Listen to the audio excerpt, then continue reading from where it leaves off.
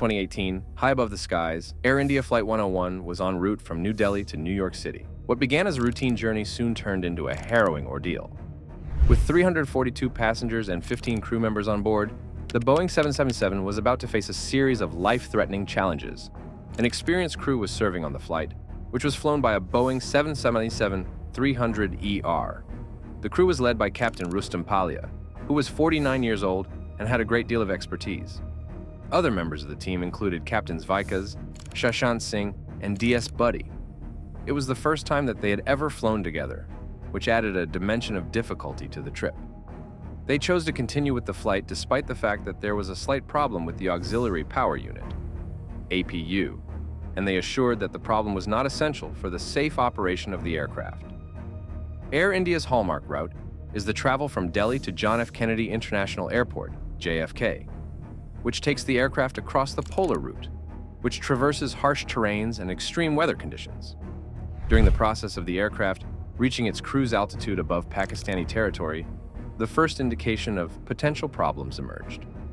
A cautionary message informed the listeners that 2 of the 3 radio altimeters had failed to function properly. When it comes to determining the height of an aircraft above the ground, radio altimeters are absolutely necessary, particularly during the landing process. Due to the fact that there was only one altimeter that was operational, the crew was uncertain about its accuracy. In spite of the fact that it was not immediately problematic at cruising altitude, this defect was a precursor to more serious problems in the future. Although they continued to be attentive, the crew continued the trip in the hopes that the problem would not become more severe. However, 10 hours later, while the aircraft was flying over the Atlantic Ocean, another crucial system known as the Traffic Collision Avoidance System, TCAS, failed. By providing pilots with warnings about impending collisions and advising them to take evasive steps, this technology contributes to the prevention of mid-air collisions.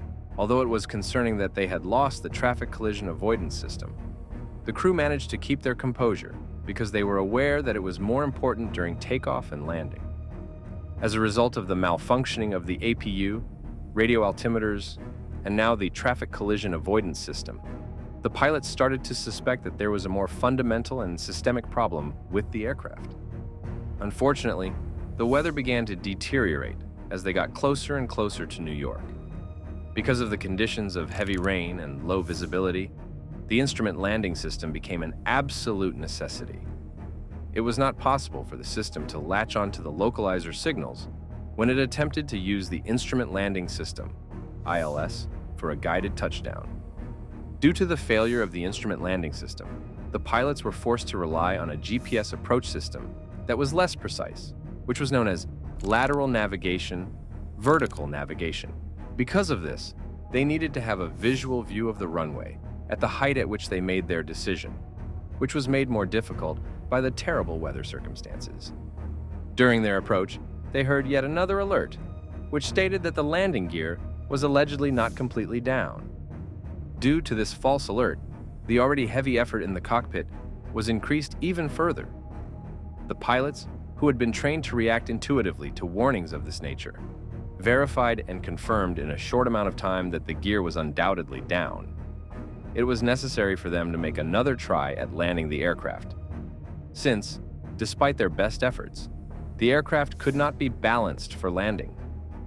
When the crew realized that they were running low on fuel and had no other immediate choices, they called air traffic control to explain the problems they were having with their instruments and to request longer holding vectors so that they could debug and get ready for another attempt at landing. The controllers at JFK and the other airports in the vicinity were frantically searching for a feasible option. However, the weather conditions at nearby airports such as Newark and Stewart were almost as terrible, with cloud ceilings that were too low for a safe visual approach. Despite the fact that the conditions were not optimal, the crew required a ceiling that was at least 600 feet high. There was a significant lack of fuel. It turned out that the additional 800 kilograms of fuel that had been loaded in Delhi for eventualities were absolutely necessary. Because there were just 7,200 kilograms of fuel left, the crew had just enough for one more attempt that was considered to be serious. It was easy to feel the levels of tension in the cockpit. ATC was informed by the pilots of their grave fuel condition, as well as the many system failures. which included both information and navigation systems, as well as 2 out of 3 radio altimeters. They were given up-to-date weather information and alternate airport possibilities by the air traffic controllers, but none of them appeared to be favorable.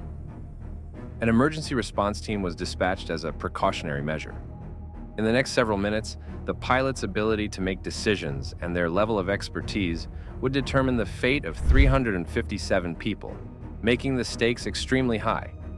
To complete the final approach, the crew had to depend significantly on their previous expertise and training as the plane plummeted.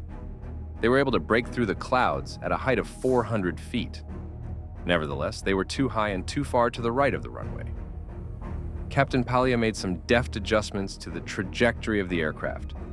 As a result of the descent correction, the aircraft accelerated, but Captain Paglia was able to bring it back under control only in the nick of time. With every ounce of concentration, the crew carefully navigated the aircraft onto the runway in a safe manner. The plane ultimately made a safe landing, which brought about a tremendous sense of relief.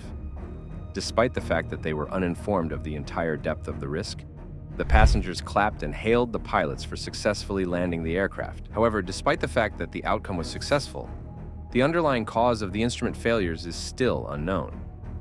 Given that Air India has not yet issued an official incident report, there are a great deal of questions that remain unanswered. A malfunction in the primary computer of the aircraft, which is responsible for controlling essential flying systems, is the hypothesis that is now being considered. The pilots were likely provided with erroneous figures as a result of this error, which made their duty more difficult. When the flight took place on the anniversary of the attacks that took place on September 11, 2001, it added a heartbreaking depth to the story. The fact that the pilots were able to keep their cool and successfully complete a safe landing, despite the fact that many systems failed to function properly, is evidence of their professionalism and expertise.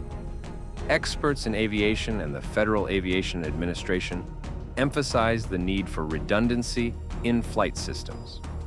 The Boeing 777's architecture and the training of its pilots prevented a disaster from occurring, despite the fact that it experienced several malfunctions. Congratulations were bestowed upon the team for the remarkable manner in which they handled the crisis. Because of their fast thinking and extensive training, they were able to ensure that everyone on board remained safe. Thanks for joining us on this incredible journey of Air India Flight 101. If you enjoyed the video, please give it a thumbs up and share it. Don't forget to subscribe and ring the bell for more amazing aviation stories. Leave a comment below with your thoughts. We love hearing from you.